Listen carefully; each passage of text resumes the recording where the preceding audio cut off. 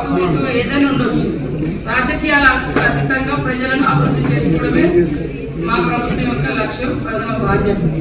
కాబట్టి ఇవాళ టీఆర్ఎస్కి అవకాశం ఇచ్చింది, మాకు అవకాశం ఇచ్చింది అదే ప్రజలు. కాబట్టి ప్రజల యొక్క మన యొక్క ఉన్నత స్థానాన్ని మేము కోరుకుంటున్నాం. బాగున్నారు, ఇక్కడ పార్టీస్ లేదు, పార్టీ లేదు, వాళ్ళ అర్హత ఉంటే ఎక్కడైనా ఉన్నది ఇచ్చేయడం మా లక్ష్యం, మా బాధ్యత. ఒకసారి ఆ పాత కొత్త కూడా కంపేర్ చేసుకొని విధి విధానాల కోసమే మేము ఈరోజు చాలా మందికి అర్హత ఉన్నప్పుడు కూడా పెన్షన్ రాలేదు, అలాంటివి కూడా మేము చూడడం జరుగుతుంది.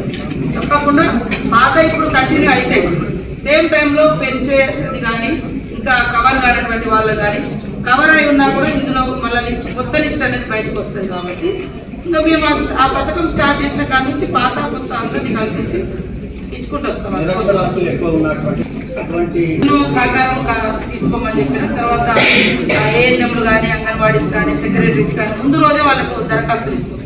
రేపు ఏ ఊర్లలో అయితే ప్రజాపాలన ఈ రోజే దరఖాస్తులు ఇస్తాం. వాళ్ళు నింపుకునే కాడ నింపుకుంటారు, నింపుకోకుంటే 100 మెంబర్స్కి ఒక కౌంటర్ పెడుతుంది, 100 మందికి ఒక కౌంటర్ పెట్టి సులభంగానే ఉంటుంది. అది 8 రోజుల దాకా టైం కూడా ఉంటుంది.